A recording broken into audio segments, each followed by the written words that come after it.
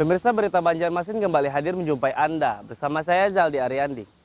Sejumlah berita aktual dan beberapa informasi menarik lainnya telah kami siapkan untuk Anda. Berikut berita utama hari ini.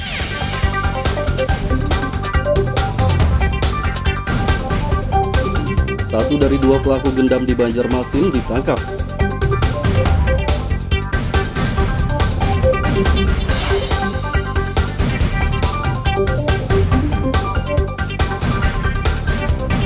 Gedung DPRD Kalsel di demo massa, legislator dituntut menyikapi maraknya tambang ilegal.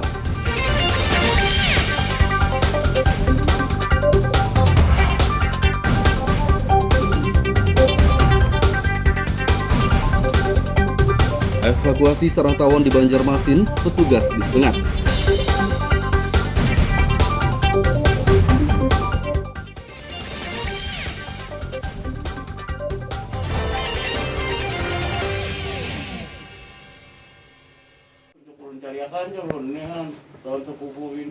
Satu dari dua pelaku gendam di Banjarmasin ditangkap polisi. Pelaku yang ditangkap berinisial BH, warga Jalan Kelayan Kecil, Banjarmasin Selatan. Sedangkan pelaku lainnya berinisial GM, masih buron.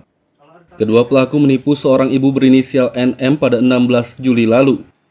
Kapolsek Kompol Agus Sugianto Rabu siang mengatakan, korban diperdaya dengan ilmu gendam untuk melepas dan menyerahkan perhiasan yang dipakainya. Modusnya dalam hal ini mereka pencurian dengan modus gendam ya, di mana korban ini diberitahu bahwa akan disembuhkan suatu penyakit, jadi harus melepaskan perhiasannya yang ditaruh di tempat leluhur, namun nanti baru bisa dibuka setelah beberapa hari. Namun korban cepat sadar dan akhirnya tersangka bisa diketahui niatnya dan diamankan oleh kita. Untuk identitas pelaku sudah dikantongi atau bagaimana? Identitas pelaku yang satunya sudah kita kantongi dan masih dalam tahap pengejaran, dan pasal yang kita sangkakan kepada pelaku tadi pasal pencurian dengan pemberatan 363 dengan ancamannya 7 tahun dan subsidiar pasal 378 khusus penipuan. Dalam melakukan kejahatan ini, pelaku BH bertindak sebagai pencari target, sedangkan GM sebagai orang pintar yang dapat mengobati berbagai penyakit. Dari Banjarmasin, Lutfi Darlan dan Hafiz Arrahman melaporkan.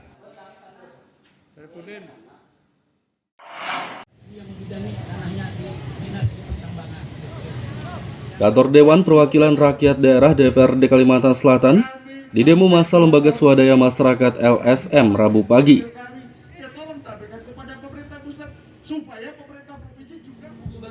Massa menyampaikan persoalan tentang maraknya tambang batu bara ilegal. Mereka menuntut legislator menyikapi persoalan ini agar kerusakan lingkungan akibat pertambangan ilegal tidak terjadi lagi. Kepala dinas mengklarifikasi tentang usaha pertambangan tersebut yang terindikasi kandungan batu bara habis. Minimal kita memberikan surat kepada Kementerian Energi Sumber Daya Mineral di Jakarta, karena sewaktu kami aksi demonstrasi di Kementerian SDM, mereka bisa membatalkan itu tersebut apabila ada surat dari Dinas Energi Sumber Daya Mineral Provinsi dan juga Dewan Perwakilan Rakyat Daerah atas dugaan sejumlah iup tersebut yang ternyata kandungan batu baranya habis, namun RKAB-nya masih bisa terbit. Ketua DPRD Supian Haka berjanji akan melaporkan persoalan tambang ilegal kepada pemerintah pusat agar dapat ditangani dengan baik. Bangga pada hari ini ada masyarakat yang masih peduli kepada lingkungan, khususnya di pertambangan, juga khususnya pendidikan. Nah, tentu ini yang perlu kami evaluasi nanti kepada komisi-komisi yang terkait, yang disampaikan oleh staf ahli, tenaga ahli tadi menyampaikan menyangkut masalah pendidikan, begitu juga yang menyangkut masalah dinas pertambangan. Selain persoalan maraknya tambang ilegal, massa juga melaporkan tentang pelantikan sejumlah kepala sekolah di tingkat SMA dan SMK yang tidak sesuai prosedur. Dari Banjarmasin, Lutfi Darlan dan Fahrulani melaporkan.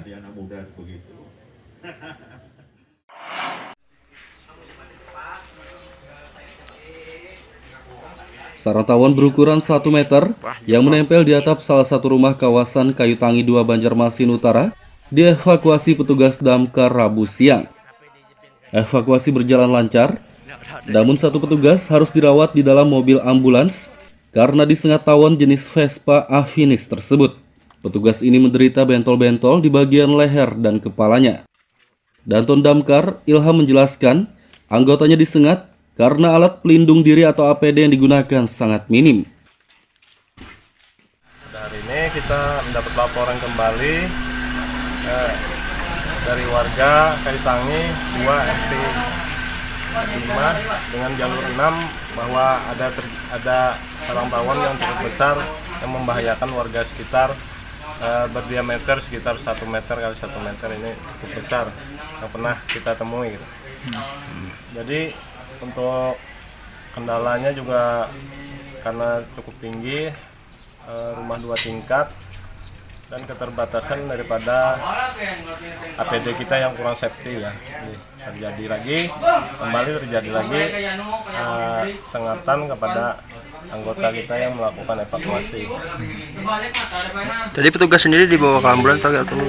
Tadi kebetulan ada ambulan di tempat warga sini yang milik warga sini, jadi kita evakuasi sementara untuk pengobatan sementara untuk menahan rasa sakit. Dan tapi informasi dari bapak-bapak yang senior nih ya, katanya udah setahunan itu bisa kayak gitu loh. Tapi ibu mau tahunya kapan, Bu? Baru hari ya berita kemenakan sih.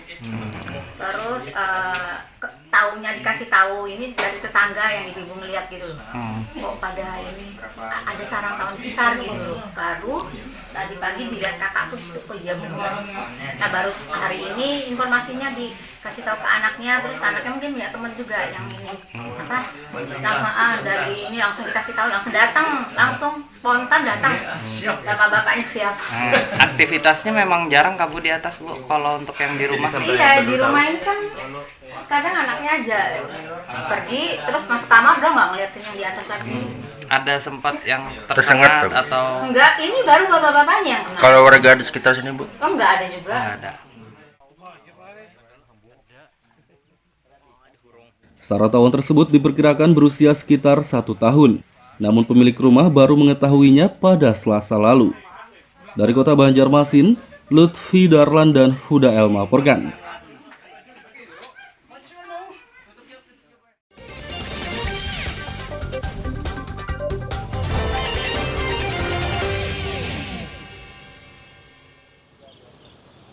Pemirsa masih bersama kami dalam Berita Banjarmasin. Bagi Anda yang baru bergabung, berikut Berita Banjarmasin utama hari ini.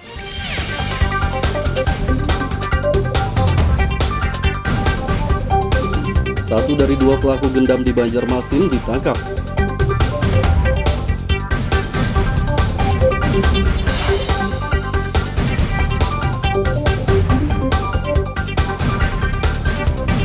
Gedung DPRD Kalsel di demo massa, legislator dituntut menyikapi maraknya tambang ilegal.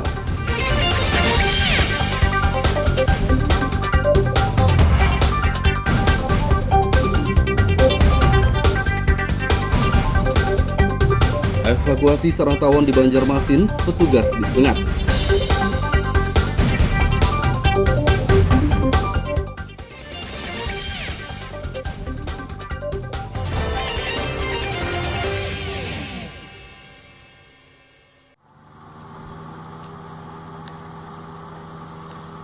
Polemik tambang biji besi di Kabupaten Tanah Laut antara perusahaan daerah PD Baratala dengan PT Bimo Taksonogono atau BTG berbuntut panjang.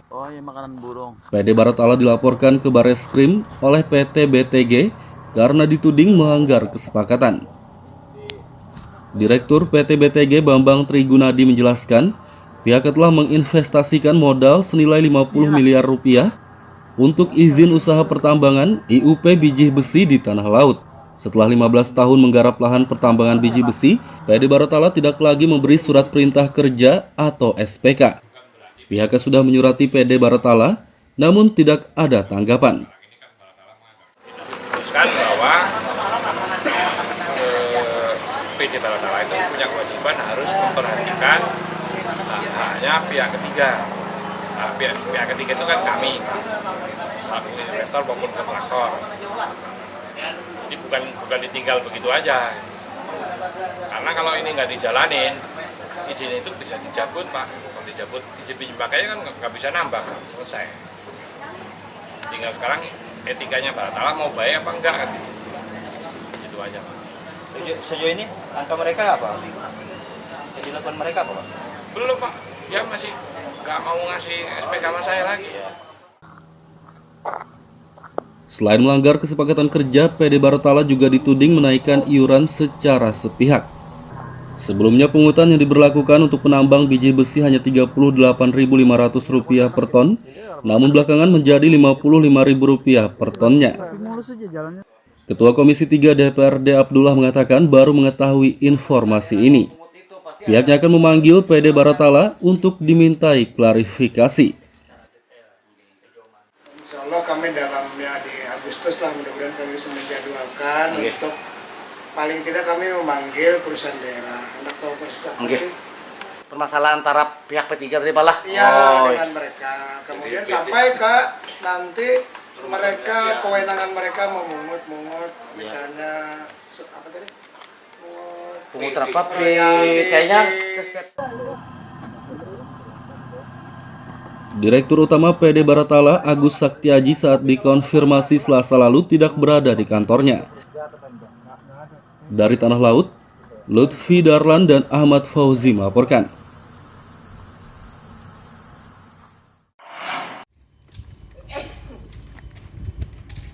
Pengadilan Negeri Marabahan Kabupaten Batola kembali menggelar sidang gugatan plasma sawit Selasa sore. Sidang ke-9 dengan agenda pembuktian ini dihadiri penggugat Koperasi Unit Desa KUD Markati Jaya dan tergugat PT Anugrah Watindo.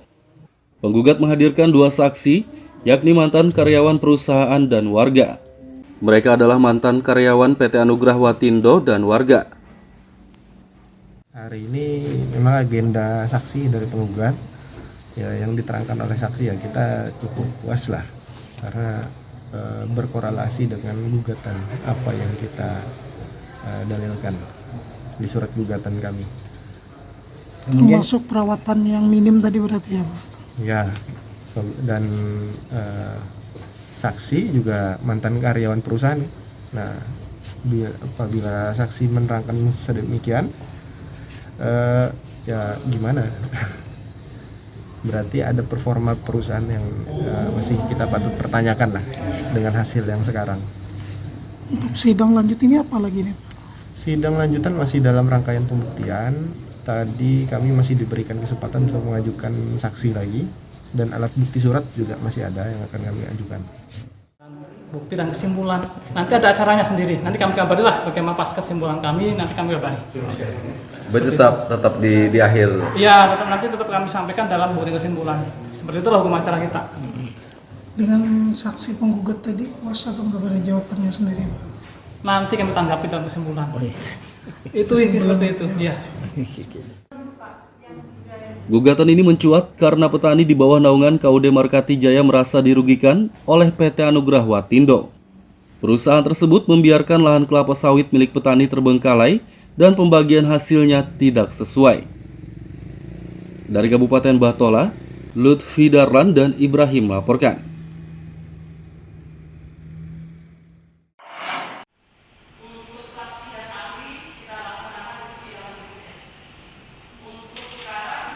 Sidang gugatan Pasar Batuah di Pengadilan Tata Usaha Negara PTUN Banjarmasin yang seharusnya digelar Rabu kemarin ditunda. Sidang ditunda karena Hakim Ketua sedang mengikuti diklat di Balikpapan, Kalimantan Barat. Penggugat warga Pasar Batuah dan tergugat pemerintah Kota Banjarmasin yang telah hadir di pengadilan pun hanya menyerahkan bukti tambahan. Itu agenda pokoknya, tetapi karena Ketua Majelis atas nama Pak Berdian Sonata sedang mengikuti diklat Komisi Yudisial di Balikpapan, sehingga hari ini majelis hanya menerima tambahan bukti surat para pihak. Untuk saksi dan ahli dari para penggugat akan diagendakan pada sidang yang akan datang. Begitu. Akan datangnya itu tanggal berapa, Pak? Hari Selasa tanggal 26 Juli 2022 jam 9 WITA. Begitu agendanya, bukti surat dari para pihak tambahan sekaligus keterangan ahli dan saksi fakta dari para penggugat. Diagendakan untuk ahli 1 dan untuk saksi fakta 2 orang. Sidang dijadwalkan ulang pada Selasa 26 Juli mendatang. Dari Banjarmasin, Lutfi Darlan dan Fudael melaporkan.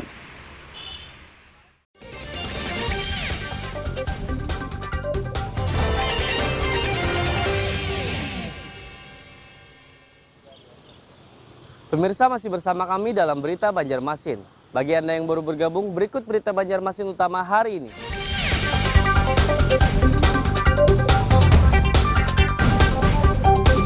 Satu dari 2 pelaku gendam di Banjarmasin ditangkap.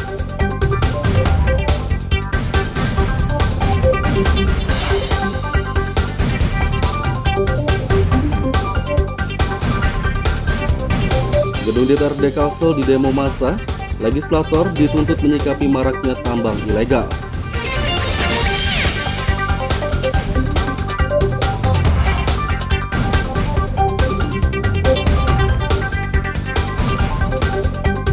Evakuasi sarang tawon di Banjarmasin, petugas disengat.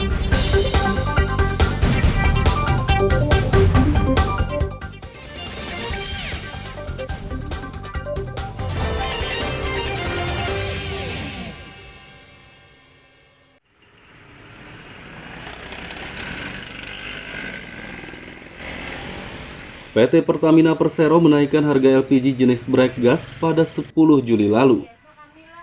Di Banjarmasin, harga LPG ukuran 5,5 kg naik Rp11.000, yakni dari Rp95 menjadi Rp106.000 per tabung. Sedangkan ukuran 12 kg naik Rp24.000, yakni dari Rp196 menjadi Rp220.000 per tabung. Kenaikan harga LPG non-subsidi mengakibatkan banyak warga yang hendak beralih ke LPG bersubsidi 3 kg. LPG non PSO yaitu bright gas yang 5,5 dan 12 kg itu juga mengalami penyesuaian harga rata-rata sekitar Rp2.000 per kilogramnya. Jadi saya harap bagi para pengguna LPG tetap bijak dalam menggunakan LPG sesuai dengan peruntukannya, begitu juga untuk BBM. Jika memang LPG 3 kg itu adalah untuk masyarakat miskin, jadi bagi pengguna LPG bright gas maupun tadi yang saya sebutkan non subsidi, tetap menjaga subsidi untuk mereka yang berhak. Pertamina mengimbau pengguna LPG non-subsidi tidak beralih karena LPG bersubsidi hanya untuk masyarakat miskin. Dari Banjarmasin, Lutfi Darlan dan Fudael melaporkan.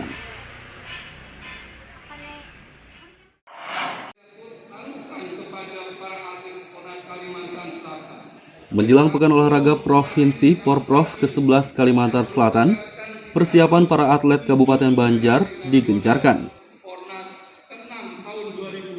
Persiapan Porprov dibahas dalam pengukuhan pengurus Komite Olahraga Nasional Indonesia KONI Banjar periode 2022-2026 Rabu kemarin.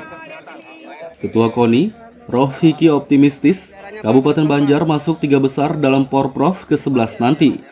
Ia berharap seluruh atlet yang bakal diberangkatkan untuk berlaga di ajang tersebut berlatih dengan giat. Atlet-atlet kita, terutama yang panjat tebing yang sering berprestasi secara nasional ini kita bina dengan serius. Pak, bagaimana dengan penculikan atlet tadi, Pak? Penculikan atlet Kabupaten Banjar, Pak? Untuk melaksanakan rapat koordinasi terjadi mungkin di semua daerah. Jadi kalau atlet itu ketika berprestasi, mereka akan dilulukan sebagai pahlawan. Tetapi ketika berproses, mereka ini tinggal seakan-akan tidak bermanfaat. Tapi ketika menjadi prestasi, mereka akan pasti dicatat. Ini yang harus kita koreksi, bahwa kita harus membangun atlet ini dari bibitnya, dari muda-mudanya. Terus kita bina. Kalau bisa nanti, kalau memang ada Porprov ke-11 Kalsel akan digelar di Kabupaten Hulu Sungai Selatan awal November mendatang. Dari Kabupaten Banjar, Lutfi Darlan dan Fahmi melaporkan.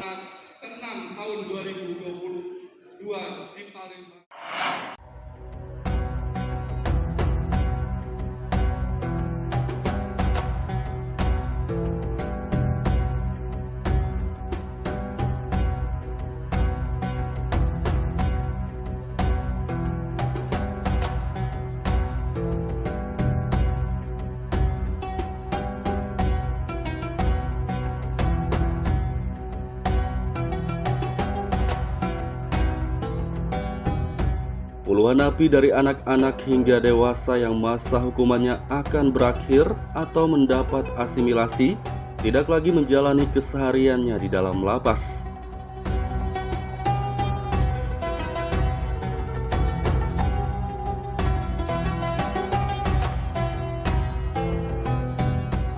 Mereka dibina di Majelis Taklim Al-Jamal, kawasan Kelayan A, Gang 12, Banjarmasin Selatan.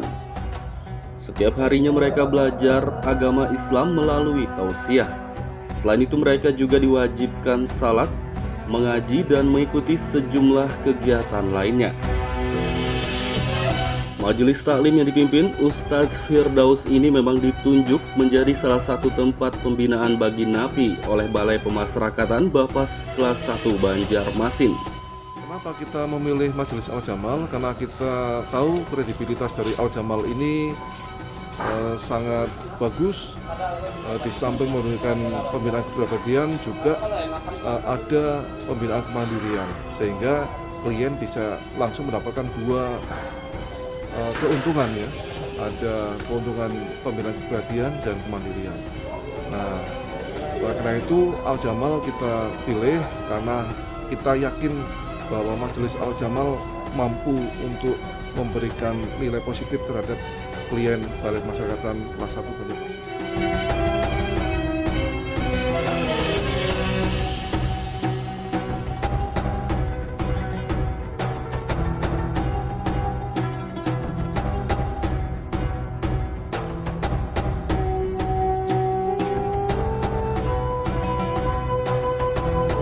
Di majelis taklim ini, para napi tidak hanya mendapat pembinaan keagamaan, tapi juga kepribadian, sosial, dan kemandirian.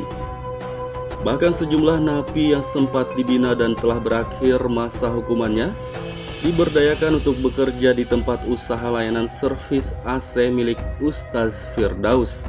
Bisa dijelaskan Bang, sejak kapan mondok di sini lah istilahnya? Tahun kemarin Bang, hampir 1 tahun lebih dari sini. Sekarang udah nggak berstatus napi lagi ya, udah nggak berbinaan lagi ya? Tidak Pak, namanya di bina sini. Sekarang kerja apa Bapak?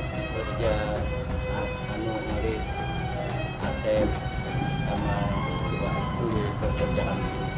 Selama mondok lah istilahnya di sini, bagaimana menurut Abang nih sama mondok di sini?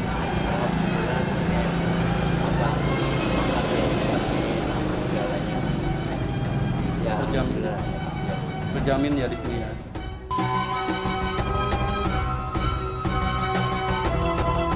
Ustaz Firdaus mengatakan, semua santrinya tidak hanya napi tapi juga anak jalanan dan yatim piatu. Menurutnya sebagian besar santri telah bekerja di tempat usahanya dan sebagian lagi bekerja di rumah sakit serta tempat lainnya. Ada binaan pengantaran dari Bapas, ada binaan dari Babinsa, ada anak jalanan, ada juga lemparan dari yatim piatu. Berapa jumlah mereka? Sekitar 40-an lebih. Untuk setiap hari mereka dibina seperti apa di sini? Ya, binanya sholat, terus ngaji, baca Quran, seperti bekerjakan seperti layaknya tadi pekerjaan. Ada yang masih di bawah umur? Ada, tapi yang di bawah umur itu tahanan Bapas atau lembaran binaan Bapas.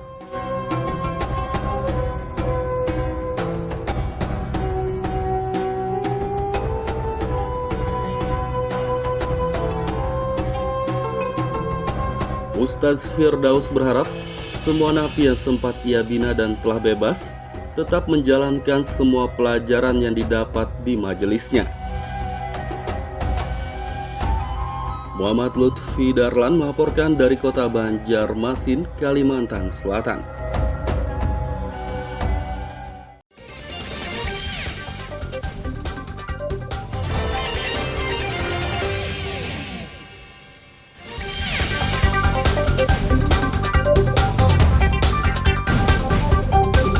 Satu dari dua pelaku gendam di Banjarmasin ditangkap.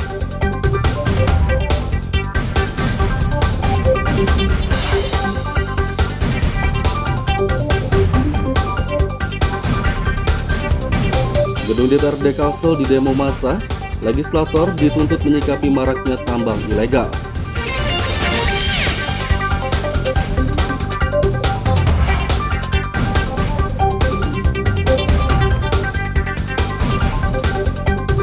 Evakuasi sarang tawon di Banjarmasin, petugas disengat.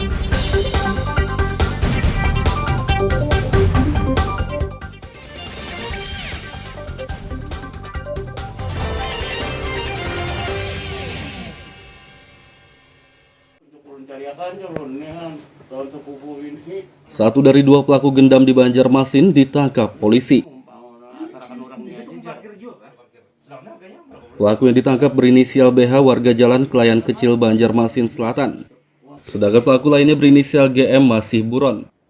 Kedua pelaku menipu seorang ibu berinisial NM pada 16 Juli lalu.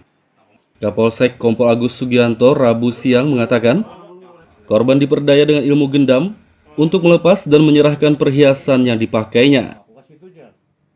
Modusnya dalam hal ini mereka pencurian dengan modus gendam ya, di mana korban ini diberitahu bahwa akan disembuhkan satu penyakit, jadi harus melepaskan perhiasannya yang ditaruh di tempat leluhur, namun nanti baru bisa dibuka setelah beberapa hari. Namun korban cepat sadar dan akhirnya tersangka bisa diketahui niatnya dan diamankan oleh kita. Untuk identitas pelaku sudah dikantongi atau gimana? Identitas pelaku yang satunya sudah kita kantongi dan masih dalam tahap pengejaran, dan pasal yang kita sangkakan kepada pelaku adalah pasal pencurian yang pemberatan 363 dengan ancamannya 7 tahun dan subsidiar pasal 378 khusus penipuan. Dalam melakukan kejahatan ini, pelaku BH bertindak sebagai pencari target, sedangkan GM sebagai orang pintar yang dapat mengobati berbagai penyakit. Dari Banjarmasin, Lutfi Darlan dan Hafiz Arrahman melaporkan.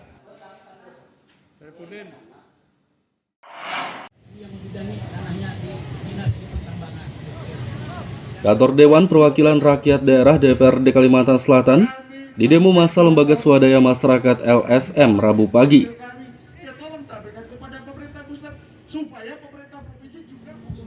Massa menyampaikan persoalan tentang maraknya tambang batu bara ilegal.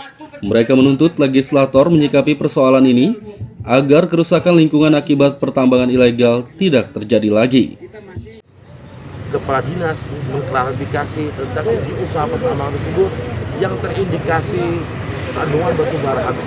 Minimal kita memberikan surat kepada Kementerian Energi Sumber Daya Mineral di Jakarta, karena sewaktu kami aksi demonstrasi di Kementerian SDM, mereka bisa membatalkan itu tersebut apabila ada surat dari Dinas Energi Sumber Daya Mineral Provinsi dan juga Dewan Perwakilan Rakyat Daerah atas dugaan sejumlah iup tersebut yang ternyata kandungan batu baranya habis, namun RKAB-nya masih bisa terbit. Ketua DPRD Supian Haka berjanji akan melaporkan persoalan tambang ilegal kepada pemerintah pusat agar dapat ditangani dengan baik.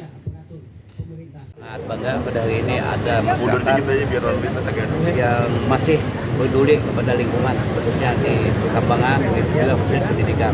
Namun tentu ini yang perlu kami evaluasi nanti kepada komisi-komisi yang terkait, yang disampaikan oleh staf ahli, tenaga ahli tadi menyampaikan menyangkut masalah pendidikan, begitu juga yang menyangkut masalah dinas pertambangan. Selain persoalan maraknya tambang ilegal, masa juga melaporkan tentang pelantikan sejumlah kepala sekolah di tingkat SMA dan SMK yang tidak sesuai prosedur. Dari Banjarmasin, Lutfi Darlan dan Fahrulani melaporkan.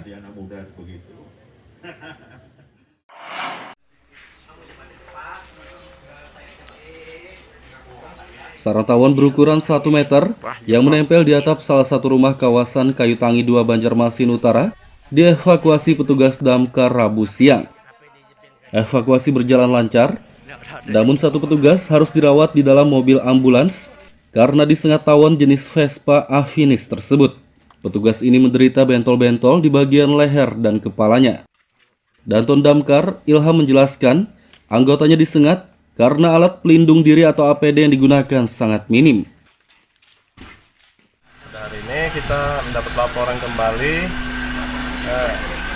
dari warga Kayu Tangi 2 RT 5 dengan jalur 6 bahwa ada sarang tawon yang cukup besar yang membahayakan warga sekitar, berdiameter sekitar 1 meter kali 1 meter, ini cukup besar yang pernah kita temui gitu.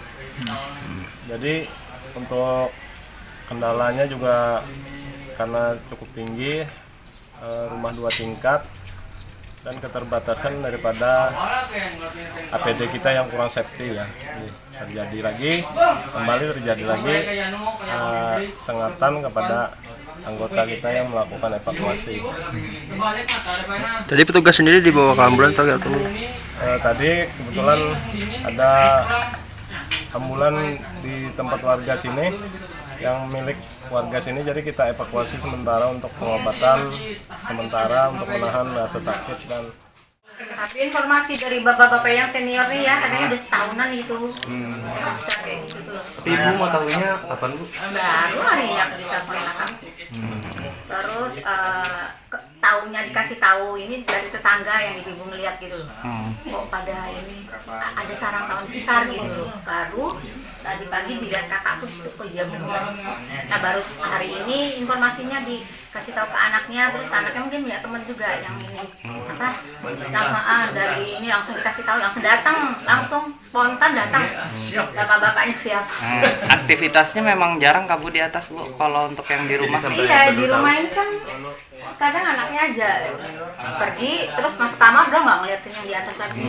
Ada sempat yang tersengat atau enggak, ini baru bapak-bapaknya yang kena. Kalau warga di sekitar sini, Bu? Oh, enggak ada juga. Enggak ada. Sarang tawon tersebut diperkirakan berusia sekitar 1 tahun. Namun pemilik rumah baru mengetahuinya pada Selasa lalu. Dari kota Banjarmasin, Lutfi Darlan dan Huda El melaporkan. Pemirsa, informasi tadi sekaligus menutup perjumpaan kita kali ini. Saya Zaldi Aryandi beserta redaksi mengucapkan selamat beraktivitas, sampai jumpa.